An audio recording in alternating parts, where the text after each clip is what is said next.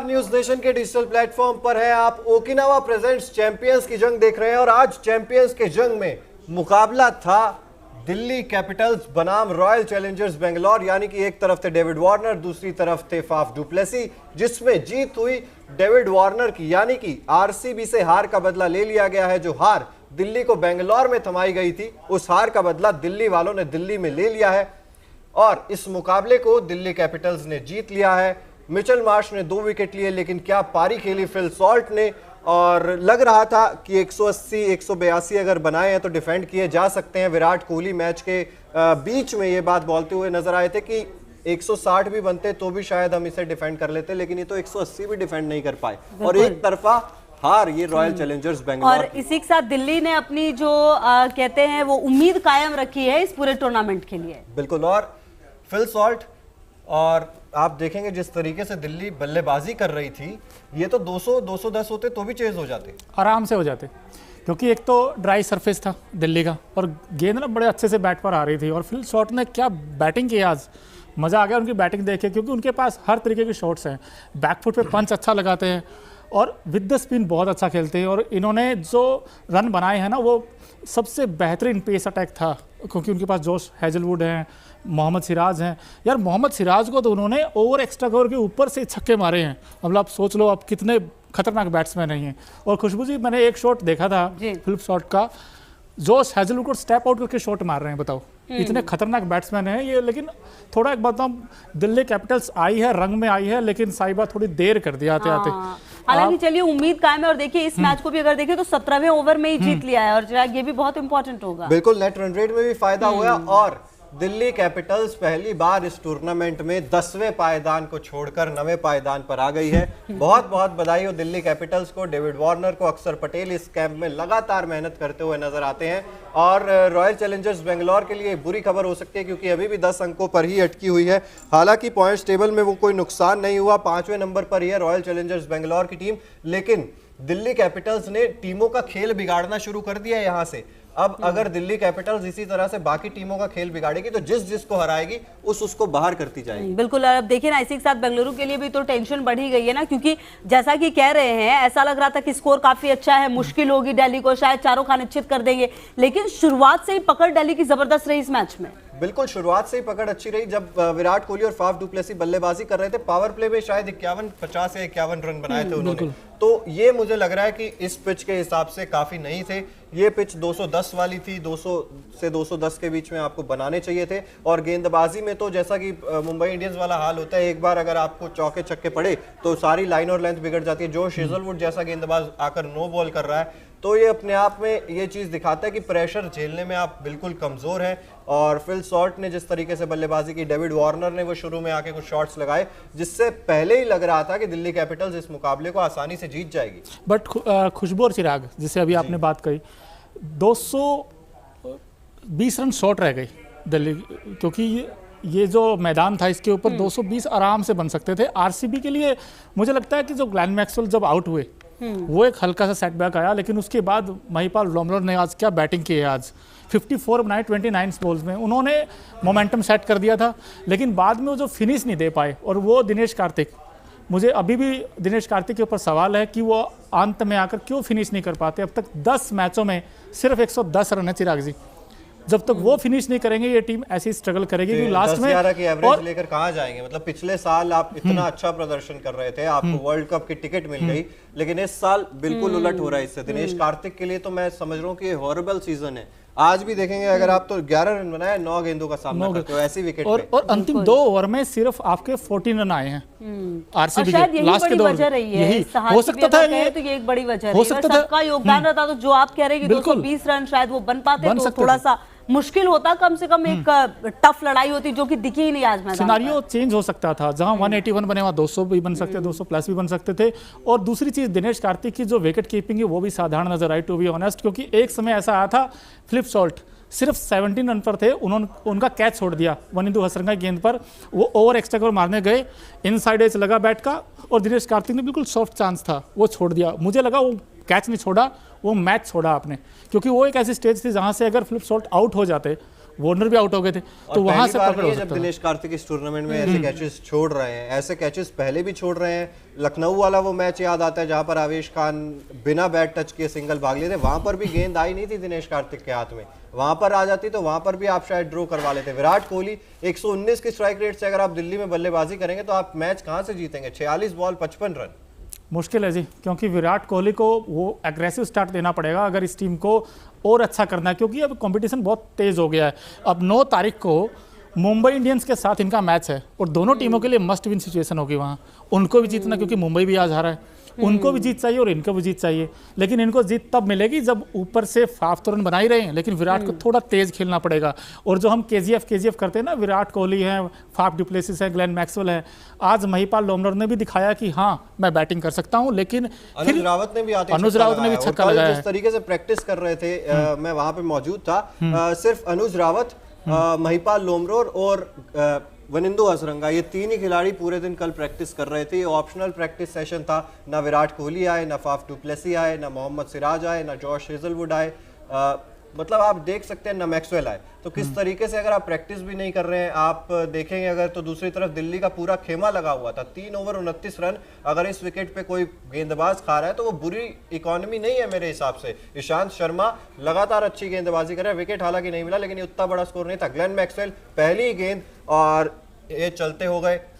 Glenn Maxwell का अब समझ में नहीं आ रहा है, या तो 0 है या 50 है, या 0 है या 50 है। ये मतलब जिसमें चलेंगे अच्छे से चलेंगे और जिसमें नहीं चलेंगे उसमें कोई साफ मतलब लगती है इनके बल्ले से भी और गेंदबाजी में भी। आज तो इन्होंने रन खाए हैं और 32 गेंदे 45 रन।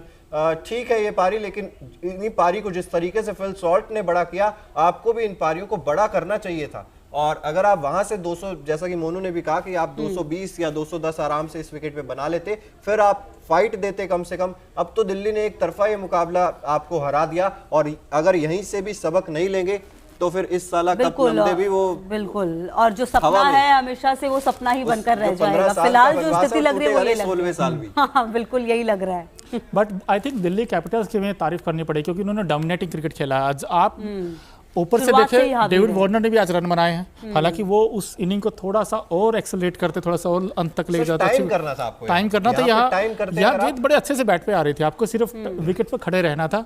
बट उसके अलावा आप मिचेल मार्श को देखिए, with the bat with the ball बहुत अच्छा परफॉर्म किया इन्होंने। 2 विकेट लिए, 2 विकेट लिए, बहुत इंपॉर्टेंट विकेट निकाले थे उन्होंने। और उसके और डेविड वार्नर की बात करें, 22 रन बनाए 14 गेंदों का सामना करते हुए। और शुरुआत जो हम कह रहे थे, फिल सॉल्ट और डेविड वार्नर ने नींव जब रख दी तो फिर आपका काम तो बिल्कुल आसान हो गया था। उसके बाद तो बस आपको, और यहाँ पर एक चीज और थी, एक फैक्टर था कि आपको सामने की तरफ अगर आप स्ट्रेट बैट से खेलते तो फिर आपको साफ तौर पर पता चल जाता है ये चीज कि आपको सीधे बल्ले से शॉट खेलने हैं लगातार। अगर आप उस वी में शॉट्स खेलते तो फिर आप इस मुकाबले को आसानी से जीत सकते थे। लेकिन बार बार हम वही कहते हैं कि क्रॉस द बैट खेलते हैं, टेढ़े बल्ले से खेलते हैं, सीधे बल्ले से खेलते। फाफ डुप्लेसी जिस तरह से शुरुआत कर रहे थे मोनू, सामने की तरफ स्ट्रेट ड्राइव पे चौका लगा, कॉन्फिडेंस दिख रहा था वहां से। लेकिन उसके बाद तो हम देख रहे थे कि भाई कल प्रैक्टिस में भी यही हो रहा था कि साइड बाउंड्रीज मारनी है, सीधे बल्ले का इन्होंने प्रयोग किया ही नहीं। बिल्कुल, लेकिन इस फाफ डुप्लेसिस की इस इनिंग से एक बात तो साफ है कि आरसीबी के पास बैटिंग फिर से उन्होंने ठीक दिखाई, लेकिन वही बॉलिंग में अभी वीक लिंक्स हैं, वो आपको इंप्रूव करने पड़ेंगे। अभी नहीं करोगे तो फिर आने के बाद आपके लिए और समस्या होंगी। आज तो बल्लेबाजी और गेंदबाजी दोनों से ही आपको दिखा कि भाई दोनों चीजें ही कमजोर नजर आई, क्योंकि आप 3 ही विकेट ले पाए और रन भी आप इस विकेट पे ज्यादा अच्छे खासे बना नहीं पाए। फाफ डुप्लेसी की अगर बात करें तो उन्होंने कहा कि ये प्रीटी क्लोज था। मुझे ये नहीं समझ में आ रहा कि क्लोज ये मैच कैसे था। कह रहे कि मुझे लगा कि 185 एक बहुत अच्छा स्कोर है। विराट कोहली भी ये कहते हुए नजर आए कि 182 181 उन्होंने बनाए, तो वो एक बहुत अच्छा स्कोर है।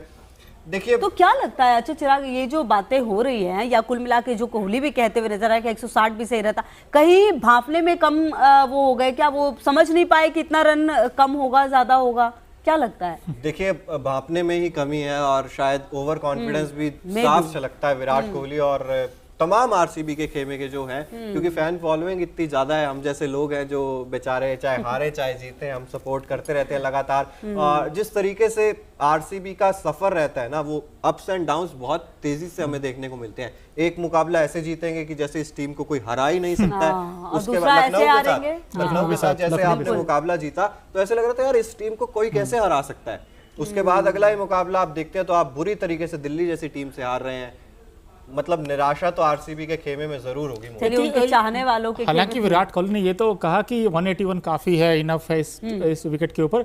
वो तब इनफ था अगर आपके जो गेंदबाज हैं, जो फ्रंट लाइन गेंदबाज आपके मोहम्मद सिराज और जोश हैजलवुड, अगर वो पावर प्ले में उनको रोक लेते, डेविड वार्नर का अगर विकेट मिल जाता या फिर मिचेल मार्श का विकेट। अच्छा, शुरुआत में लग रहा था कि इन्होंने आरसीबी ने बहुत अच्छा पावर प्ले में किया है, लेकिन इन्होंने भी जबरदस्त खेला और हाँ वही तो, अगर पावर प्ले में अगर डेविड वार्नर और आप उनको फिलिप सॉल्ट को रोक देते, वो जो कैच पकड़ लेते आप, चौथे ओवर की बात है वो विनिंदु हसरंगा का, हो सकता है सिनारियो बिल्कुल चेंज होता है, इक्वेशन बिल्कुल अलग होती, क्योंकि 200 के आस 180 का टारगेट बहुत बड़ा होता है क्योंकि इतना आसान नहीं होता इस विकेट के ऊपर। ठीक है, ये बाद में ड्राइव सरफेस बन गया, आसान हो गया बल्लेबाजी करना, लेकिन अगर आप पावर प्ले में 2 विकेट भी ले लेते तो ये आप मैच में बने रहते। बिल्कुल, और फिल सॉल्ट की इतनी हम लोग बात कर रहे हैं तो कैसे भूल सकते हैं Okinawa effective player of the match. जैसे ओकिनावा का हर स्कूटर है कोस्ट इफेक्टिव, वैसे ही इफेक्टिव पारी आज खेली है फिलिप सॉल्ट ने दिल्ली की तरफ से। क्या शानदार पारी खेली, हालांकि दिनेश कार्तिक विकेट नहीं ले पाए, लेकिन ये 87 रन 45 गेंदों का सामना करते हुए 193.33 का स्ट्राइक रेट, 8 चौके 6 छक्के, फिलिप सॉल्ट दिल्ली कैपिटल्स की जान बनकर उभरे आज और Okinawa effective player of the match भी बने हैं। बिल्कुल, तो देखिए कहीं ना कहीं जिस तरह की पारी खेली है ये बनने भी चाहिए थे और जबरदस्त पारी जैसा कि चिराग भी बता रहे थे, और शायद यही बड़ी वजह है कि आज जीत दर्ज कर पाई है टीम। बिल्कुल उन दिल्ली कैपिटल्स को उम्मीद थी कि फिल सॉल्ट, हालांकि इनका भी इनकंसिस्टेंट परफॉर्मेंस था, लेकिन इनको एक इनिंग इन्होंने 59 की खेली थी, उसके बाद इनको फिर मौका दिया क्योंकि पता था जिस दिन ये चलेंगे तो सिंगल हैंडेडली मैच निकाल सकते हैं क्योंकि इनमें एबिलिटी है। खूबसूरत रिप्लेसमेंट है ये ऋषभ पंत के रिप्लेसमेंट में आए हैं। ऋषभ पंत हम सभी जानते हैं कि दुर्भाग्यपूर्ण एक्सीडेंट हो गया था उनका, आईपीएल से बाहर हो गए थे।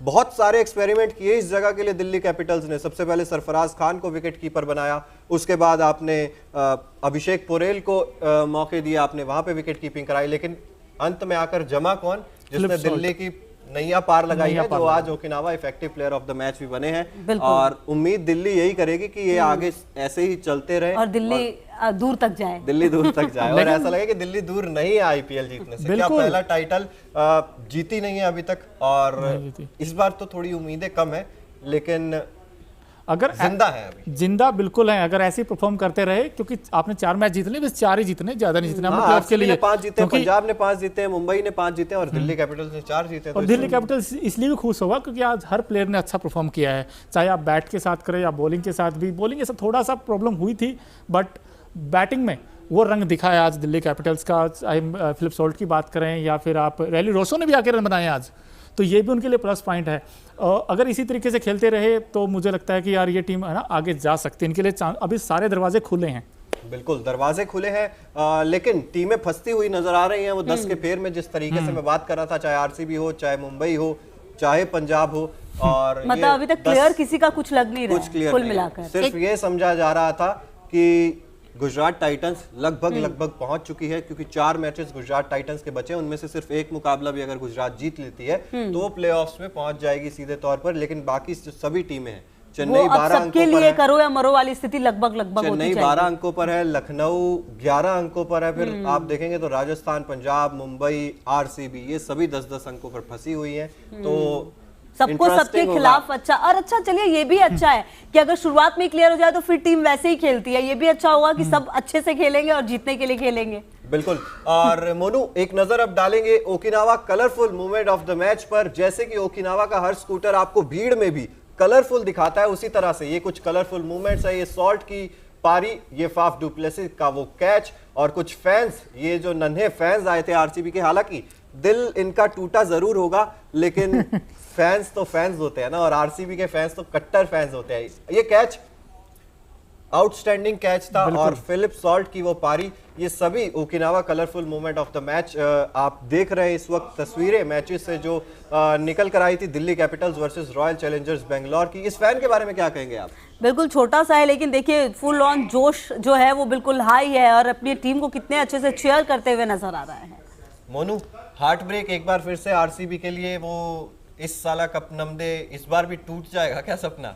लग तो ऐसा ही रहा है, क्योंकि आप जब तक नीचे से बैटिंग नहीं बनेगी तब तक, क्योंकि आपको जब टर्न सेट हो चुका था, प्लेटफॉर्म मिल चुका था, उसके बाद भी आप, मुझे एक समय ऐसा लगा था टू बी ऑनेस्ट खुशबू जी की 200 आराम से बन जाएंगे क्योंकि विकेट ऐसा है। लेकिन बाद में अगर अंतिम 2 ओवर में आप 14 रन बनाओगे तो कैसे आप ये कह सकते हो कि हाँ हमने अच्छा स्कोर बनाया है, क्योंकि 200 इस विकेट के ऊपर हो सकता था कि उनके लिए कम बैक करने का मौका होता। 200 बहुत होता है चेज करने के लिए, बट आज नहीं कर पाए। उनकी बॉलिंग में भी छोटे छोटे रन भी काफी ज्यादा इंपॉर्टेंट होते हैं। अगर आपको कोई मैच जीतना है तो उसमें एक एक रन बचाना भी पड़ता है, लेना भी पड़ता है। ये तो है हर मैच की इंपॉर्टेंट है। अहमियत और आरसीबी तो कैसे भूल सकती है लखनऊ के खिलाफ वो मैच हारने के बाद कि एक रन की अहमियत क्या होती है।